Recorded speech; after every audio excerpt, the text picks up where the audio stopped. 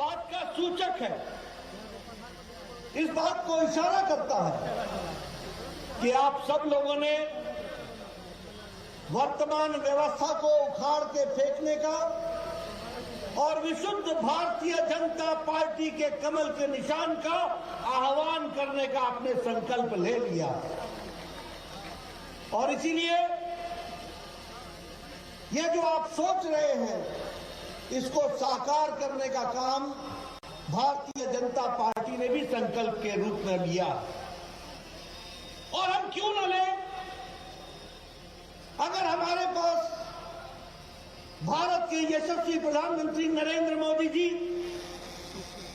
एक नेतृत्व की क्षमता रखने वाले, दुनिया में जिन्होंने अपने आप को स्थापित किया है, ऐसे हमारे नेता हो जिन्होंने विपरीत परिस्थिति में भी देश को आगे बढ़ाने में कोई कसर नहीं छोड़ी हो और उनकी इच्छा बिहार को फिर से आगे बढ़ाने की हो, ऐसे में बिहार की जनता पीछे कैसे रह सकती है? वह भी आगे बढ़ करके उस काम को पूरा करेगी, ये मेरा विश्वास है। और जब मैं ये कहता हूं तो मैं ये भी आपसे कहना चाहता हूं कि आज हमारा सौभाग्य है कि जब दुनिया विभिन्न संकटों से गुजर रही है, फिर चाहे वो कोरोना की मार हो, फिर चाहे वो यूक्रेन का युद्ध हो, फिर चाहे वो सप्लाई चेन की मुसीबत हो, फिर चाहे वो महंगाई का विषय हो, जब सारी दुनिया जूझ रही है तो मैं बड़े गौरव के साथ और फख्र के साथ ये कह सकता हूं कि इन विपरीत परिस्थिति में भी भारत को आगे बढ़ाने का काम किया है तो भारत के यशस्वी प्रधानमंत्री नरेंद्र मोदी जी ने किया। और मैं फिर कहने के लिए नहीं कह रहा हूं, आप सब लोग यहां पर खड़े हैं, बैठे हैं, बड़े नजदीक हैं, किसी ने भी चेहरे पर मास्क नहीं पहना है। हालांकि हिदायत दी गई है कि मास्क पहनो, पर आप नजदीक खड़े हैं।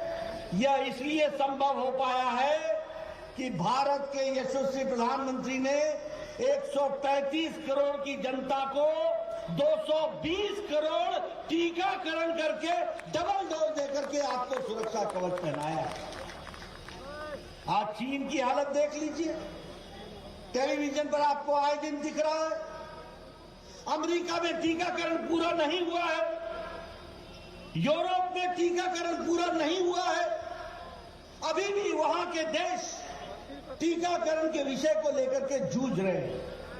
लेकिन यह हमारा देश है, मोदी जी के नेतृत्व में आज 220 करोड़ डबल डोज और बूस्टर डोज लेकर के तैयार है कोरोना से दो हाथ करने की। अगर मैं बात करूं तो एक समय था, मैं पूर्व में स्वास्थ्य मंत्री भी रहा हूं, इस देश में 25 साल लग गए टेटनस की दवा को आने में, इस देश में 28 साल लग गए ट्यूबरक्लोसिस की दवा को आने में, इस देश में स्मॉल पॉक्स की दवा को आने में 30 साल लग गए, इस देश में 25 से 30 साल पल्स पोलियो के 2 बूंद को पहुंचने में लग गए, इस देश में 100 साल लग गए जापानी बुखार की दवा को पहुंचने में। 1906 में जापान में दवा बन गई थी और भारत में गोरखपुर में, जहां से हरीश द्विवेदी आते हैं, यह दवा 2006 में पहुंची जब योगी जी वहां के सांसद हुआ करते थे। 100 साल, 100 इयर्स। लेकिन 2020 के जनवरी में कोरोना आया, 2020 के अप्रैल में मोदी जी ने टास्क फोर्स बैठाया और भारत सरकार की तरफ से साइंटिस्टों को प्रोत्साहित किया गया, कंपनियों को प्रोत्साहित किया गया और 9 महीने के अंदर एक नहीं 2 वैक्सीन बना करके भारत खड़ा हो गया। ये बात भी हमको याद रखनी चाहिए। और आज हम 100 देशों को वैक्सीन मैत्री में वैक्सीन दे चुके हैं। 48 देशों को हम मुफ्त दे चुके हैं।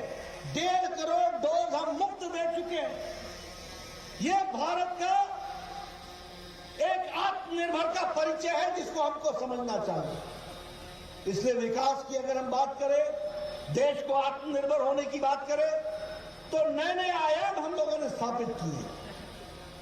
अभी ये यूक्रेन का युद्ध हुआ, कौन सा ऐसा देश है जो अपने नागरिकों को वापस लाया हो? कौन सा ऐसा देश है? क्या अमेरिका लेकर के आया था? क्या ऑस्ट्रेलिया लेकर के आया? क्या हमारे पाकिस्तान के लोग लेकर के आए? क्या बांग्लादेश के लोग लेकर के आए? क्या श्रीलंका के लोग लेकर के आए? लेकिन भारत के यशस्वी प्रधानमंत्री ने एक समय में पुतिन से बात की, एक समय में ज़ेलेंस्की से बात की, यूक्रेन का युद्ध रुकवाया और 32,000 छात्र सुरक्षा के साथ वापस भारत पहुंचाया। ये भारत का बदलती तस्वीर। 32,000। और एक बात और सुन लीजिए कि हमारे देश का तिरंगा झंडा लेकर के दूसरे देश के विद्यार्थी भी, वो भी सुरक्षित भारत पहुंच गए। यह भी कमाल की बात है। अगर मैं बात करूं, आज 200 साल राज किया हमको ब्रिटेन ने, ब्रिटानिया ने हमको 200 साल राज किया।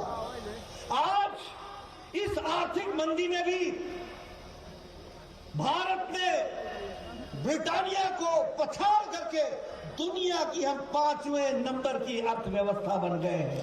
दुनिया के हम 5वें नंबर की अर्थव्यवस्था।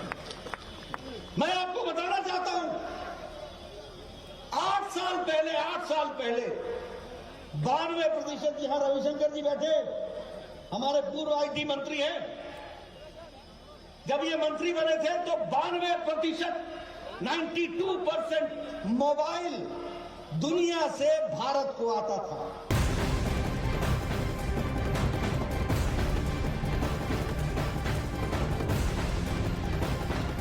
दुनिया को दे रहा है।